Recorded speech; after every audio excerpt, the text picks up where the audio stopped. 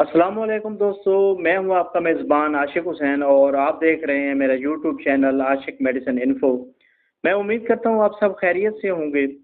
آج کی اس ویڈیو میں ہم ایک بہت ہی اہم اور عام استعمال ہونے والی دوا فیورامیڈ سسپینشن کے بارے میں بات کریں گے۔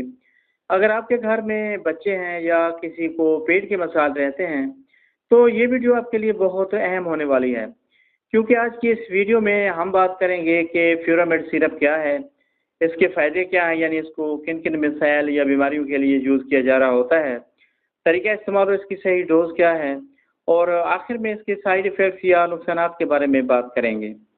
فیورامیڈ سسپینشن بیسیکلی 60 ml کی پیکنگ میں پاکستانی مارکیٹ میں دستیاب ہے اور اسے اسٹینلے فارماسیوٹیکلز تیار کرتی ہے۔ اس کی قیمت بہت ہی مناسب یعنی 65 روپیز ہے اور یہ تقریباً ہر اچھے میڈیکل سٹور پر دستیاب ہے۔ اب بات کر لیتے ہیں اس کے فارمولے کی۔ تو فیورامیڈ سسپینشن دو اہم ادویات کا مجموعہ ہے، فیورازولیڈون اور میٹرونیڈازول۔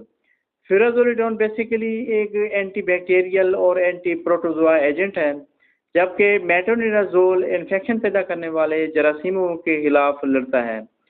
فیورامیڈ سسپینشن کو کن بیماریوں کے لیے استعمال کیا جاتا ہے، آئیے جانتے ہیں۔ اسہال یا ڈائریا، یعنی اگر آپ کو یا خاص طور پر بچوں کو پتلے دست آ رہے ہوں یا بہت زیادہ لوز موشن آ رہے ہوں تو اس کا استعمال بہت مفید ہے۔ اس کے علاوہ ڈائزینٹری یعنی پیچس کا ہونا، یعنی پیٹ میں مروڑ اٹھنا اور پاخانے کے ساتھ خون یا لیس آنا وغیرہ، تو اس کنڈیشن میں بھی فیورامیڈ سسپینشن کا استعمال بہت افیکٹو ہے۔ اس کے علاوہ فوڈ پوائزننگ، یعنی باہر کا کھانا کھانے سے پیٹ خراب ہو جائے یا لوز موشن ڈائریا ہو جائے تو جراثیم کو ختم کرنے کے لیے سیرپ کا استعمال بہت مفید ہے۔ اس کے علاوہ پیٹ کا انفیکشن، آنتوں میں کسی بھی قسم کا بیکٹیریل انفیکشن ہو تو فیورامیڈ سیرپ کا اس کا استعمال بہت مفید ہے۔ خوراک کی بات کی جائے تو خوراک ہمیشہ اپنے ڈاکٹر کی ہدایت پر استعمال کریں۔ عام طور پر بچوں کے لیے عمر اور وزن کے حساب سے آدھا چمچ یا ایک چائے کا چمچ دن میں 3 بار دیا جاتا ہے، جبکہ بڑوں کے لیے فیورامیڈ کی گولیاں یوز کروائی جاتی ہیں، لیکن ضرورت پڑنے پر سسپینشن کی مقدار ڈاکٹر کے مشورے سے بڑھائی بھی جا سکتی ہے۔ مضر اثرات یعنی سائیڈ ایفیکٹس کی بات کی جائے تو ہر ادویات کی طرح اس کے بھی کچھ سائیڈ ایفیکٹس ہو سکتے ہیں، جیسے متلی یا الٹی محسوس ہونا، منہ کا ذائقہ کڑوا ہونا، پیشاب کا رنگ گہرا ہونا، اور اس کے علاوہ سر میں درد وغیرہ ہونا شامل ہے۔ پریکاشنز یعنی اہم احتیاطی تدابیر کی بات کریں تو کچھ ضروری باتیں جو آپ کو معلوم ہونی چاہیے۔